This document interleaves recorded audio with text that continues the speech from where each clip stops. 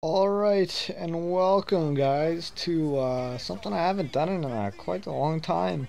Just a normal commentary, pre-recorded video, and just recording the audio now.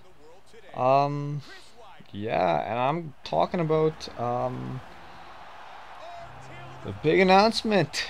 Anderson Silva is returning to the UFC, and I'm pretty excited for that, man. Like, he's easily behind probably George St-Pierre. Anderson Silva is the man.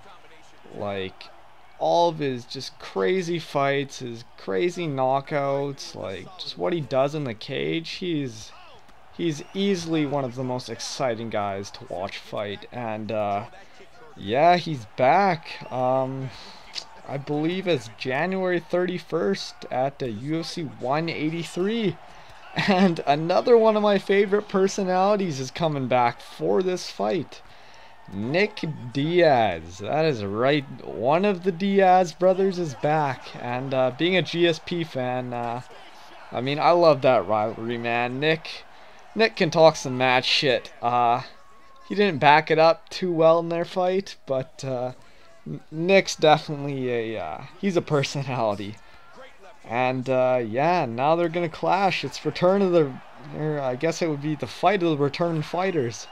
And yeah, so anyways, Anderson Silva versus Nick Diaz at 185 pounds on January 31st in Las Vegas at UFC 183. That was just announced.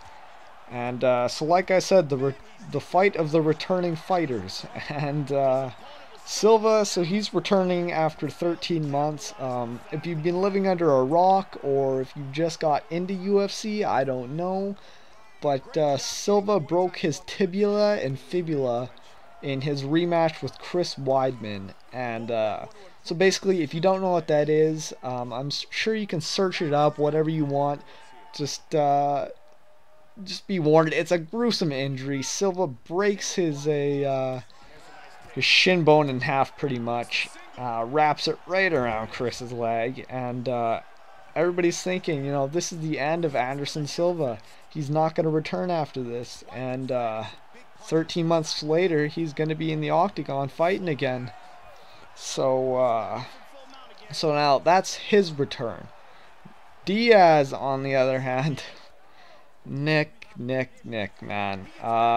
He got destroyed against GSP. He got manhandled for 5 rounds, lost a unanimous decision, and kind of had a self-imposed retirement there. And now it'll be a year and 10 months later, and he'll be back in the octagon to fight Anderson Silva.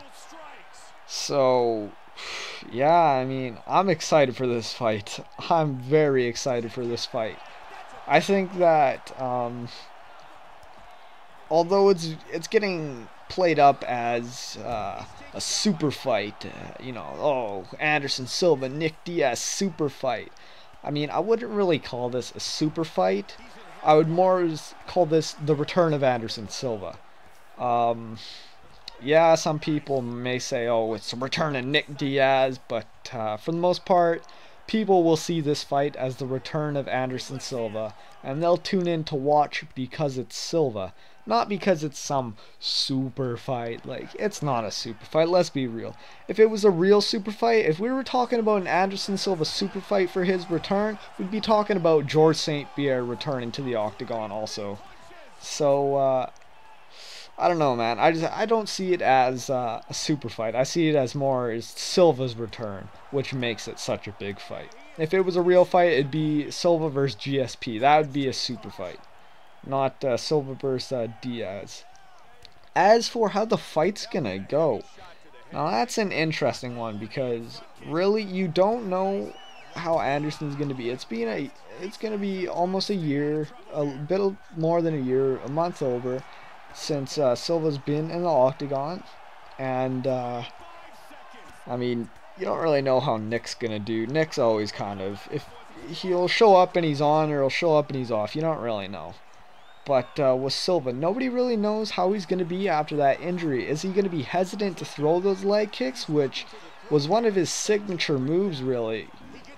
as Silva's career progressed, you saw people talk about his leg kicks. Like even Chris said after their first fight, for about 3 weeks, 4 weeks after, his leg was absolutely killing him just from Silva kicking him over and over again. So now is he going to want to be throwing these kicks again? Because if not, he's going to have to change up his game big time, because not only does he have people looking at him like he can be beat now, but he has that mental block in his head which says, you know, oh, should I kick? Should I kick? Because, I mean, believe it or not, if that happens to you, if you break a bone,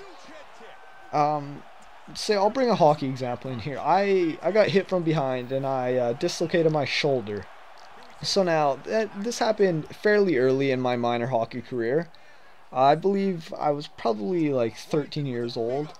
But when this happened, after I came back, for a while, I mean, I wasn't going into the corners as hard as I used to go, because I thought, you know, oh, this can happen again. I've had this injury before, so I don't want this to happen again. So, I mean, that's the same thing with Silva, you know. He might be thinking, oh, okay, my leg's fine. But as soon as he kicks one time, he's going to be thinking, okay, good thing it didn't break. Now he's going to go and kick another time. Okay, good thing it didn't break. So he's going to be thinking about his leg breaking, or he's going to be scared to throw that kick instead of, you know, just worrying about being Anderson Silva and fighting. So you don't really know how Silva's going to be, and you have to factor in the ring rust and everything. But as for my prediction for this fight, I kind of predict, you know, a slow start for both fighters. It's not like they're going to be terribly out of shape, but they're going to have some ring rust. So they're going to bring a little bit of ring rust in. Kind of the first round, I see it as being a getting off the cobwebs round, shaking off that ring rust. And in the second, I see Silva sort of finding his groove, seeing, really finding out Nick's timing, finding out his range, and starting to put some combinations together at the end of the round. And then I see third round coming around, I see that Silva kind of has finally put things together, and this is where the return of Anderson Silva is going to come in. This is where I see Silva basically getting back to his old form, and either he's going to get a TKO or a KO of Nick Diaz in the third round. So that's my prediction.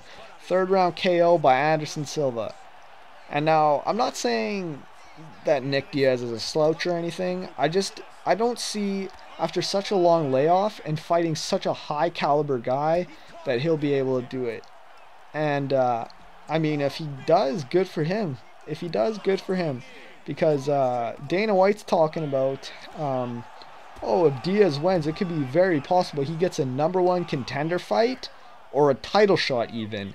And I mean, if you ask me, that's a little bit crazy, you know, because yeah, Diaz is a top level guy. He's a known fighter, but really, you look at his record in the UFC. He's 7-6 in the UFC, and he hasn't fought in almost 2 years. Like 1 year and 10 months is going to be the next time he gets back into the octagon. So he hasn't fought in almost 2 years. And they're talking about if he beats Anderson Silva, he should get a title shot, or he should get a #1 contender fight, when in his other fights he's 7-6. And in his fight with GSP, that was his title shot. His fight with Condit, that was his title shot, and he got beat both times. Yes, you could say the Condit fight, he probably got robbed a little bit on that one. I think he won that one personally. But, I mean, he's 7-6. He hasn't done anything. So, if you beat one guy like Anderson, I mean, good on you. That is a big accomplishment. However, I don't think that means he should get a title shot. Yeah, maybe throw him in a #1 contender fight. But a title shot, no way. I don't think he's deserving of that at all. And then, of course, on the flip side, what if Anderson wins? So, if Anderson wins, nothing's really come out yet. Nobody really knows what Anderson wants to do. If he wants to fight Chris again, nobody really knows. However, I see if Anderson wins again, I could see him either getting a top-level guy, or I could see him getting a title shot if he wants it. I believe that if he does win, they'll offer him that title shot. However, I don't know if he'll take it. I don't know, man. Like, I think he might be done with that part of his career. I think he might. Oh, for all I know, for all we know, he could come back and he could fight Nick, and then he could say, you know what, now I want to retire. I want to retire on my own grounds. I didn't want to retire on this this leg injury. So he could come back and say, you know what, yeah, I'm done this fight. I want to retire on my own grounds now. So you know what, nobody really knows. Anyways, that's kind of just my quick little rant on this, little thought on this. I'm excited for this, man. Like, this is going to be a good fight. No matter what, I'm sure this will be a good fight. Two great stand-up guys. Anderson, arguably the greatest stand-up fighter of all time in MMA. And Diaz can definitely hold his own with the boxing. He doesn't have the same level of kicks as Anderson. But then again, Anderson might not want to throw that many kicks anymore, you know? So, anyways, guys, I just want to thank you for tuning into this video. I haven't done just kind of like a commentary in a while, so let me know your thoughts about Anderson and Nick throwing down in January. So comment, rate, subscribe, all that jazz. Let's have a conversation in the comment section. I'm the Russian Caveman. I'm excited for Anderson to put on a show, and for Nick to come back to the UFC. And I'm out. So thank you guys for watching.